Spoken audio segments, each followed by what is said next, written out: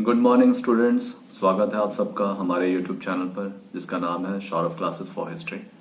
आज मैं BA semester 1 से पेपर CC1 जो हमारा पहला पेपर है जिसका नाम है हिस्ट्री ऑफ इंडिया 1, इस पेपर से आज एक टॉपिक आप लोगों के सामने प्रस्तुत करूंगा। इस टॉपिक का नाम है समुद्रगुप्त। तो हमें गुप्त डायनेस्टीज में से समुद्रगुप्त, चंद्रगुप्त विक्रमादित्य और गुप्त साम्राज्य का पतन, ये 3 महत्वपूर्ण विषयों को पढ़ना है। तो आज इसी कड़ी में हम समुद्रगुप्त के बारे में चर्चा करेंगे और उसे विस्तृत तौर पर जानेंगे कि समुद्रगुप्त ने किस प्रकार गुप्त साम्राज्य की नींव को मजबूत किया और उसका प्रचार प्रसार और विस्तार करके इतना विशाल साम्राज्य स्थापित किया जिसकी वजह से आगे चलकर गुप्त काल स्वर्ण युग के नाम से भी विख्यात हुआ। तो चलिए बिना समय गवाए हम अपने विषय को प्रारंभ करते हैं। गुप्त साम्राज्य को साम्राज्यवादी अभियानों के द्वारा एक निश्चित दिशा, गति और विस्तृत स्वरूप प्रदान करने का श्रेय समुद्रगुप्त को जाता है। समुद्रगुप्त की उपलब्धियों से संबंधित सर्वाधिक प्रामाणिक स्रोत हरिसेन द्वारा रचित प्रयाग प्रशस्ति है। इसके अतिरिक्त समकालीन मुद्राओं से समुद्रगुप्त के व्यक्तित्व, उसकी सांस्कृतिक उपलब्धियों एवं उसकी साम्राज्य सीमा इत्यादि पर प्रकाश पड़ता है। चंद्रगुप्त मौर्य के समान पाटलिपुत्र को केंद्र में रखकर अखिल भारतीय साम्राज्य के निर्माण करना ही समुद्रगुप्त का राजनीतिक आदर्श था। समुद्रगुप्त के आरंभिक काल में चंद्रगुप्त मौर्य के ठीक पहले के युग के समान ही राजनीतिक एकता की भावना का अभाव था। अतः विभाजित भारत को एकीकृत करने हेतु कृत संकल्पित समुद्रगुप्त द्वारा उद्देश्य प्राप्ति के लिए युद्ध की नीति का सहारा लेना तात्कालीन राजनीतिक परिस्थितियों का ही प्रतिफल था। समुद्रगुप्त ने अपनी दिग्विजय नीति का आरंभ आर्यावर्त से प्रारंभ किया। इस क्रम में उसने अच्युत नागसेन, गणतिनाग, चंद्रवर्मन, नागदत्त इत्यादि शासकों को पराजित किया। उत्तर भारतीय राज्यों को मगध के प्रत्यक्ष नियंत्रण में लाना समुद्रगुप्त के लिए अति आवश्यक था। समुद्रगुप्त इस तथ्य से भी अवगत था कि उत्तर भारतीय राज्यों को एक राजनीतिक छत्रछाया में लाने के बाद ही अखिल भारतीय साम्राज्य की स्थापना हेतु कदम बढ़ाया जा सकता है। समुद्रगुप्त इस तथ्य से भी अवगत था कि भौगोलिक असुविधा के कारण व्यवहारिक प्रशासकीय समस्याएं उत्पन्न होती हैं। इस कारण पाटलिपुत्र से सुदूर दक्षिण पर प्रत्यक्ष शासन स्थापित करना अत्यंत ही कठिन है। अतः उसने दक्षिण के शासकों को सिर्फ पाटलिपुत्र का आधिपत्य स्वीकार करने एवं नियमित रूप से कर देने के लिए बाध्य किया।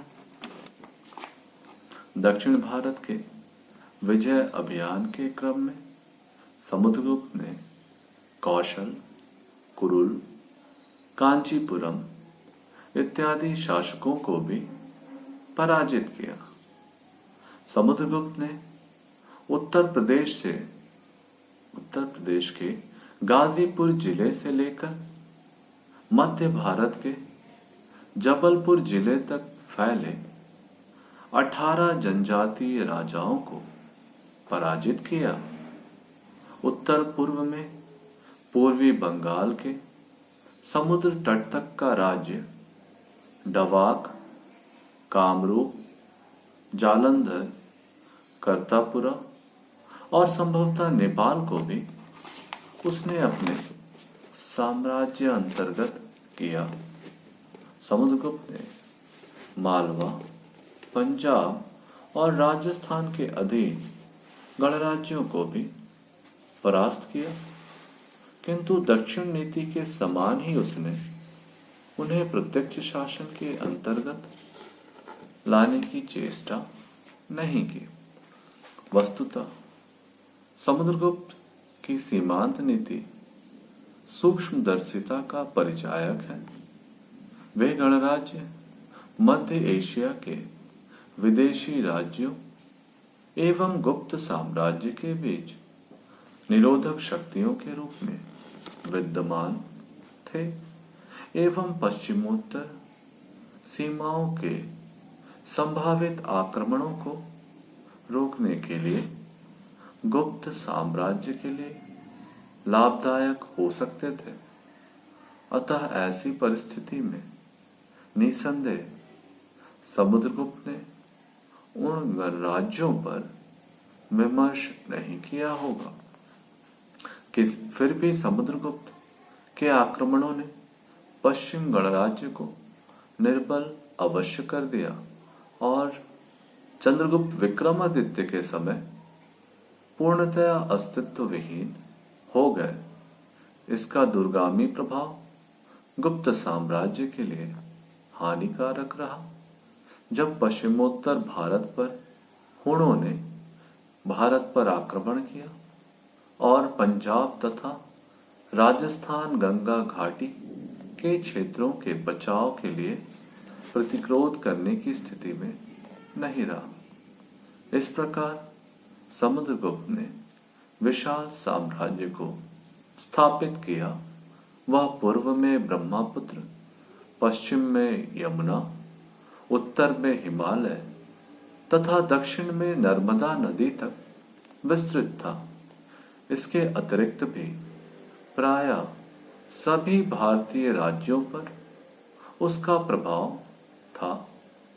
समुद्रगुप्त की विजयों द्वारा उत्तर वैदिक काल से आरंभ हुए साम्राज्यवाद को उसने पुनः प्रतिष्ठापित किया। कनिष्क के पश्चात उसने प्रथम बार अव्यवस्थित उत्तर भारत को संगठित किया एवं विंध्य पार साम्राज्य स्थापित करके उत्तर एवं दक्षिण भारत को पुनः एक राजनीतिक छत्रछाया के अंतर्गत ले आया। उसने राजतंत्र के कट्टर विरोधी गणराज्यों को शक्तिहीन करके राजतंत्र को सुदृढ़ बनाया। एक विजेता के रूप में समुद्रगुप्त को नेपोलियन के समकक्ष रखा जाता है, परंतु जहां समुद्रगुप्त का साम्राज्य दीर्घकाल तक स्थायी रहा, वहीं नेपोलियन के विजय अभियान अस्थायी प्रमाणित हुए। गुप्त युग में समुद्रगुप्त चंद्रगुप्त मौर्य का प्रतिनिधि करता है, किंतु महान विजेता और साम्राज्य निर्माता के दृष्टिकोण से समुद्रगुप्त को चंद्रगुप्त मौर्य से बढ़कर नहीं माना जा सकता। समुद्रगुप्त का साम्राज्य न तो चंद्रगुप्त मौर्य के समान विस्तृत था और न ही उसके प्रतिद्वंदी चंद्रगुप्त मौर्य के समान थे। अखिल भारतीय साम्राज्य की भावना से प्रेरित रहने के बाद भी समुद्रगुप्त ने सभी राज्यों पर प्रत्यक्ष नियंत्रण स्थापित नहीं किया। जो उसकी दूरदर्शिता का परिचायक है। समुद्रगुप्त की इस नीति का पालन बाद में अकबर ने किया, जो पूर्णतया सफल रहा। उस समय भौगोलिक असुविधाओं के कारण समस्त साम्राज्य को एक केंद्र से नियंत्रित करना एक दुष्कर कार्य था। समुद्रगुप्त की प्रशासनिक जानकारी अत्यल्प है। समुद्रगुप्त द्वारा गठित शासन प्रणाली से सामंती प्रथा का प्रारंभ हुआ।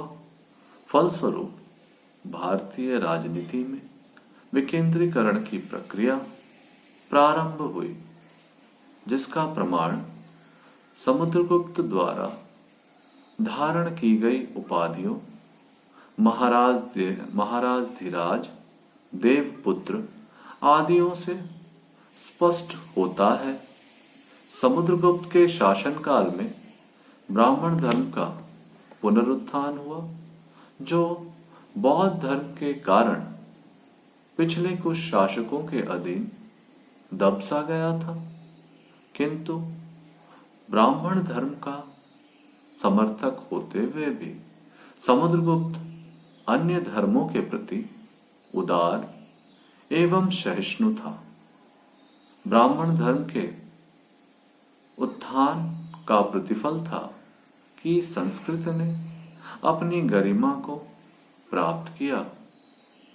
हरिसेन की प्रशस्ति, जो उन्होंने प्रयाग प्रशस्ति रचना की है, उस प्रशस्ति ने न सिर्फ उस युग के प्रधान स्रोत मानी जाती है, वरन संस्कृत काव्य के विकास में एक महत्वपूर्ण कृति भी है।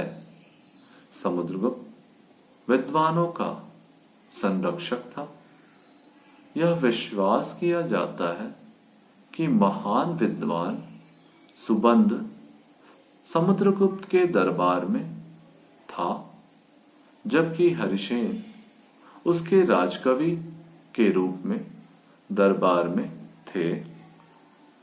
उसके द्वारा प्रचलित सिक्कों पर स्वयं वीणावादक के रूप में चित्रित किया जाता है, जो यह दर्शाता है कि वह कला का प्रेमी था। समुद्रगुप्त द्वारा प्रचलित सिक्के उस युग की कला की प्रगति का परिचायक है। इस प्रकार से जब हम समुद्रगुप्त के कार्यों, उसकी राजनीतिक, प्रशासनिक उपलब्धियों आदि को देखते हैं, तो हम निष्कर्ष के रूप में यह कहते हैं कि समुद्रगुप्त की उपलब्धियां राजनीतिक दृष्टिकोण से काफी महत्वपूर्ण है। उसने अखिल भारतीय साम्राज्य का निर्माण करके राजनीतिक राष्ट्रीयता के मृतप्राय आदर्श को पुनर्जीवित किया। जिस प्रकार अशोक की महानता की पृष्ठभूमि चंद्रगुप्त मौर्य ने बनाई थी, उसी प्रकार चंद्रगुप्त विक्रमादित्य के समय चरमोत्कर्ष पर अवस्थित गुप्त साम्राज्य को ठोस आधार समुद्रगुप्त ने ही प्रदान किया था। इस प्रकार से हम पाते हैं कि हमारा जो यह विषय है समुद्रगुप्त, उसकी उपलब्धियां, उसमें हमने देखा कि किस प्रकार समुद्रगुप्त ने अपने पटना को केंद्र बनाकर पूरे भारतवर्ष पर चारों तरफ अपने साम्राज्य का विस्तार किया। इस विस्तार नीति में एक महत्वपूर्ण विशेषता यह थी कि उस समय भौगोलिक असुविधा तथा आवागमन एवं संचार साधनों के विकसित नहीं हो पाने के कारण उसने व्यवहारिक रूप अपनाते हुए सभी शासकों को पटना के प्रत्यक्ष नियंत्रण को स्वीकार करने को कहा और उन पर निश्चित मात्रा में कर आरोपित किया और इसके पश्चात वहां से करों की वसूली करता रहा। इस प्रकार वह जानता था कि इतने बड़े साम्राज्य को केंद्र से नियंत्रित करना कठिन कार्य है। इसके लिए उसने जो नीति का पालन किया, उसी नीति का आगे चलकर अन्य शासकों ने भी व्यवहार किया। उसने अपनी पराक्रम और शक्ति के बल पर गुप्त साम्राज्य की सीमा का अभूतपूर्व विकास किया। यद्यपि उसकी तुलना कुछ इतिहासकारों ने नेपोलियन से की है, लेकिन जहां नेपोलियन के विजय अभियान अस्थायी प्रमाणित हुए, वहीं दूसरी ओर समुद्रगुप्त के विजय अभियान काफी लंबे समय तक स्थिर रहे।